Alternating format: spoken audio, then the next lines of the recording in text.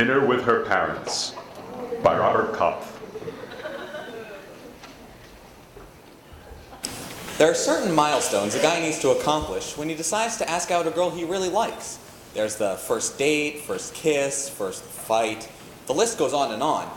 But there's one sort of benchmark in particular that I've been fantasizing about pretty frequently, until now.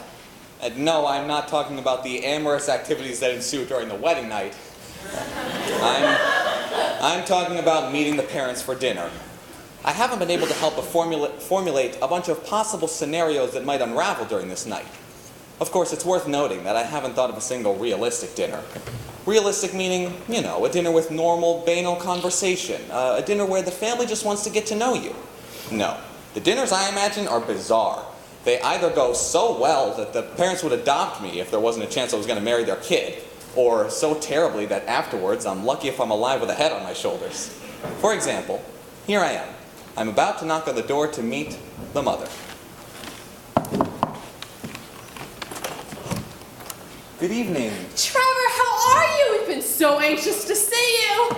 The mother for me is either one of two extremes. Whether in real life she's a professional-looking business executive, a sporty soccer mom, or a religious fanatic whose first question is, have you accepted Jesus Christ as your Lord and Savior? She's still someone who will either absolutely adore or absolutely despise me. In this case, she loves everything about me, even the things that don't deserve attention or adulation at all, like my piece of junk second-hand car. Why, that red 1999 Ford Taurus is the most beautiful car I've ever seen. You simply must take my daughter for a spin in it sometime. Well, I'd love to. Oh, these are for you. These are absolutely beautiful. How did you know chrysanthemums are my favorite? Oh, won't you please come in? We've been looking forward to this dinner for so long. Months! How are you, champ? Hi, Trevor. Oh, you both are just too perfect for each other. Have a seat, sport. We made your favorite meal. They're almost too welcoming. Oh, great. What's for dinner? I'm starving like Marvin. Roast turkey, mashed potatoes, and a banana flambe. That sounds terrific. I really thank you so much for having Trevor, me. it is an honor and a privilege to have such an intelligent, caring, handsome, amicable, Well-dressed. how could I forget, well-dressed individual in our household for dinner. Do tell Trevor, how is your mother? Oh, she's fine, thanks. By the way, you look lovely. Did you hear that, darling? He paid me a compliment. He said I look lovely. I envy you that. Leave it to Trevor to know exactly what to say. You know, your little girlfriend has been telling us about this new project you've been working on, you know. It sounds so interesting. Now, I don't really consider myself to be much of an intellectual, but in this case, the family asks me all the right questions. Questions that make me seem like an approximate genius. While I am very excited about it, it essentially concerns bringing investment awareness to my colleagues. You know, these days the loan companies have no incentive to lend wisely, since the government guarantees to pay them back. So as you can imagine, this has just completely distorted the credit market. I mean, the burden of judging a decision falls entirely on the borrower. That's why I want to give people advice, like the profitability of an investment, so that they don't end up in debt, and they have a strategy to pay back their loans. Well, if that isn't the most charitable thing in the world, I don't know what is. This boy is going to be a lot more successful than I am when he grows up. Trevor, even though you are 30 years younger than I, you are incredibly superior to me. Oh, you guys, I'm just trying to make a difference, no matter how big. That's it. Trevor, I insist you marry our daughter. I don't care that you've only been dating for 4 months. We would trust nobody else with our little girl. Welcome to the family. And just like that, the evening is a success. Of course, there is a completely different alternative. In this case, the parents would rather me dead than within 10 feet of their daughter. They can see right through me, too. They know what's genuine and what's fake, and what I actually do and don't know. I'm like glass to them. I don't really feel differently, but somehow I come across as a guy who's as responsible and respectable as Charlie Sheen. Oh, no, I forgot the flowers. Good evening. You're late. Dinner has been ready for 28 seconds, and you've been making us starve. And it's Mrs. to you. I'm so sorry. I was going to refer to you. Address. I'm sorry? You used the verb to refer, but to address would have been much more appropriate. I am not a business associate, Trevor, whom you refer to people as if you were the secretary of my life. I had flowers. What? Well, I had flowers I was going to give you, but I forgot them. Yeah, nice try.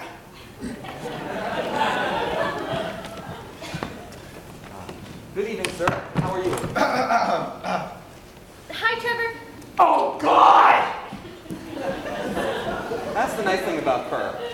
You'll notice that even though her parents are the most unpredictable set of humans ever conjured, and always subject to change in my imagination, she still remains exactly the same. She doesn't change a bit, even in these twisted little fantasies of mine. All right, well, I'm starving like Marvin. Hilarious! What's for dinner? Hot pockets! Oh, right. Well, I'm sorry, Your Royal Highness, that we're not having a more sophisticated meal. I certainly hope my humble dwelling will suffice. You look lovely this evening, by the way. Thanks, pervert!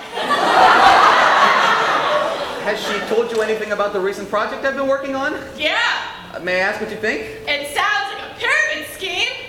Like glass.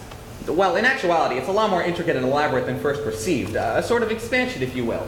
Let me see. It's something quite intricate, Mac, but actuality is one of those pyramid schemes designed by GetRichQuick.com that you did to not only get money, but to somehow demonstrate that you are above my family in terms of intelligence and in comprehension of modern-day finance, when in reality, you know diddly squat. Not just about that subject, but about everything in life, which will ultimately make you a terrible father, a terrible husband, and a vile human being! Wow! I'm not falling for it, Hotshot! I can see right through your skinny little body, and you spurred aphrodisiacs, which I'm shocked have held the attention of my daughter for this long. Trevor, you are undoubtedly inferior to me. At this point, I'm actually wondering if the biblical literalist of a mother would have been better.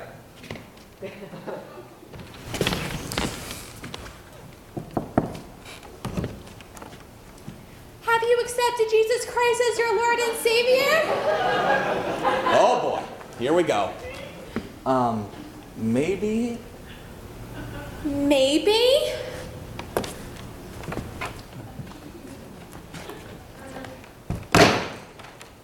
Maybe? Is that a yes or a no? I expect a straightforward answer to a straightforward question, kid. Well, honestly, no, I haven't. No, I haven't accepted Jesus Christ as my Lord and Savior.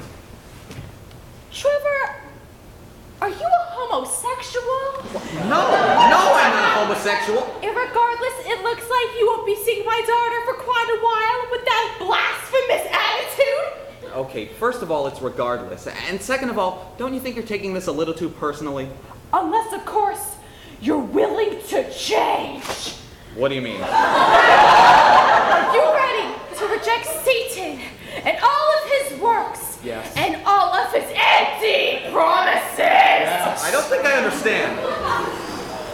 Then it's decided we're going to have ourselves a good old-fashioned exorcism! We have two very different perspectives on this issue. You can obfuscate and equivocate all you want, but I can see right through you! Even the crazy one can see through me. And just as the people of Nineveh were rescued, you're going to be reborn! Testify, honey! Since we will get the holy water and the copy of my Roman ritual, it should be brought into the crucifix with a Jesus that looks like Jake Gyllenhaal. Yes, Mama. Oh, come on. And since when was your name Susie May? And when were you ever a fundamentalist? We're all believers in this household, Trevor. And you will join us! One of us! One of us! One of us! One of us! One of us! One of